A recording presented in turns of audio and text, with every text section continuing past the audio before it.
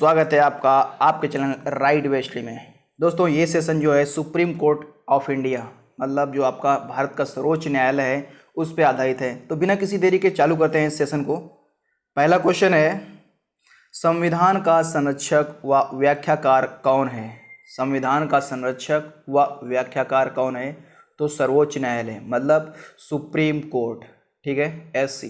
Next question आपका, सर्वोच्च न्यायालय का गठन एवं उसकी शक्तियां व न्यायाधीशों को हटाने की विधि किस देश के संविधान से ली गई है?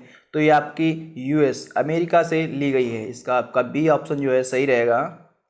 नेक्स्ट तीसरा है, अमेरिका में न्यायालय की व्यवस्था है। अमेरिका में न्यायालय की व्यवस्था है तो द्वैध व्यवस्था, द्वैध व्यवस्था ऑप्शन नंबर सी आपका सही रहेगा। नेक्स्ट क्वेश्चन, न्यायालय की एकल व्यवस्था सिंगल सिस्टम भारत सरकार अधिनियम से ग्रहण की गई है। तो ये 1935 से ग्रहण की गई है। नेक्स्ट क्वेश्चन, मौलिक अधिकारों की रक्षा कौन करता है? मौलिक अधिकारों की रक्षा सर्वोच्च न्यायालय करता है, supreme court. Next question, Bharat के उच्चतम न्यायालय का उद्घाटन कब किया गया? भारत के उच्चतम न्यायालय का गठन जो है वो 28 जनवरी 1950 को किया गया, 28 जनवरी 1950 को।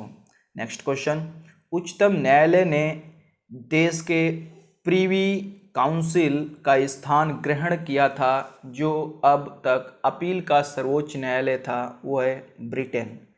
दोस्तों आपका नज़रिया ही आपकी ज़िंदगी को तय करता है। दोस्तों ये आप जिस नज़र से किसी को देखेंगे उसी नज़र से आपका जो है ज़िंदगी तय करेंगे। तो दोस्तों यदि आप लोगों ने अभी तक हमारे चैनल को सब्सक्राइब नहीं किया है तो सब्सक्राइब करें और बेल आइकन को प्रेस करें। नेक्स्ट क्वेश्चन आपका है, उच्चतम न्यायालय के गठन, स्वतंत्रता, न्याय क्षेत्र, शक्तियाँ, प्रक्रिया का उल्लेख भारतीय संविधान के भाग 5 में है। मतलब ये आपका 124 से 147 तक है, ठीक है।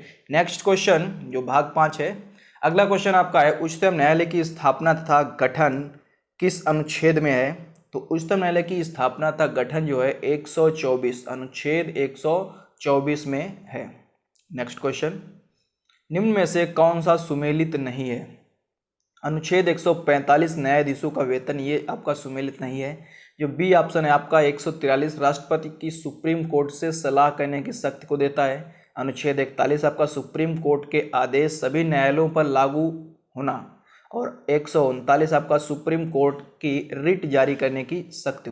मुख्य न्यायाधीश की नियुक्ति कौन करता है? मुख्य न्यायाधीश की नियुक्ति भारत का राष्ट्रपति करता है। नेक्स्ट क्वेश्चन, न्यायाधीश की नियुक्ति के लिए न्यूनतम आयु कितनी होनी चाहिए? तो जो भारत का मुख्य न्यायाधीश जो होता है उसकी न्यूनतम आयु जो है इनमें से कोई भी नहीं है। नेक्स्ट क्वेश्चन आपका है, न्यायाधीश का कार्यकाल कितने वर्ष का होता है? तो न्यायाधीश का कार्यकाल जो उपरोक्त 3 कथन दिए हुए हैं सभी होता है। मतलब जो है वह 65 वर्ष की आयु तक पर पद पर बना रह सकता है। वह राष्ट्रपति को लिखित त्यागपत्र भी दे सकता है। संसद की सिफारिश पर राष्ट्रपति द्वारा उसे पद से हटाया भी जा सकता है। नेक्स्ट क्वेश्चन, उच्चतम न्यायालय के न्यायाधीशों को हटाया जा सकता है किसके द्वारा? राष्ट्रपति के द्वारा। राष्ट्रपति के द्वारा उच्चतम न्यायालय के न्यायाधीश को उसके पद से हटाने के लिए कितने सदस्यों का समर्थन प्राप्त होना चाहिए? तो ये आपका 2/3 समर्थन प्राप्त होना चाहिए तभी वो हटा सकता है। नेक्स्ट क्वेश्चन, कौन सा अनुच्छेद सर्वोच्च न्यायालय को अभिलेख न्यायालय का स्थान दिलाता है? तो अनुच्छेद नंबर 129 129।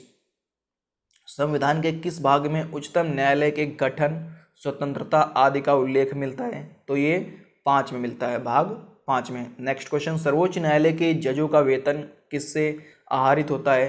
तो काउंसिलेटेड फंड ऑफ इंडिया से जजों का वेतन जो है आहरित होता है, मतलब मिलता है। इस समय उच्चतम न्यायालय में कुल कितने न्यायाधीश या कहें कि जज हैं? तो इस समय 34 जो है उच्चतम न्यायालय में जज हैं। नेक्स्ट क्वेश्चन आपका है, उच्चतम न्यायालय में न्यायाधीश की संख्या में वृद्धि करने का अधिकार किसको होता है? तो वो संसद को होता है। संसद को होता है, जो न्यायाधीश होती है उनकी संख्या को इंक्रीज करने के लिए।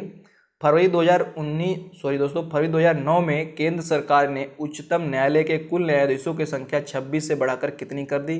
तो 26 से बढ़ाकर 31 कर दी गई। नेक्स्ट क्वेश्चन, राष्ट्रपति के किसी न्यायाधीश को भारत के उच्चतम न्यायालय का कार्यकारी मुख्य न्यायाधीश को कब नियुक्त किया जाता है? तो उपरोक्त सभी मतलब मुख्य न्यायाधीश का पद रिक्त होने पर, अस्थायी रूप से मुख्य न्यायाधीश अनुपस्थित हो, या फिर मुख्य न्यायाधीश अपने दायित्वों का निर्वहन करने में असमर्थ हो। तो ये तीनों स्थितियों में जो है वो कार्यकारी जो मुख्य न्यायाधीश होता है उसे नियुक्त कर सकते हैं।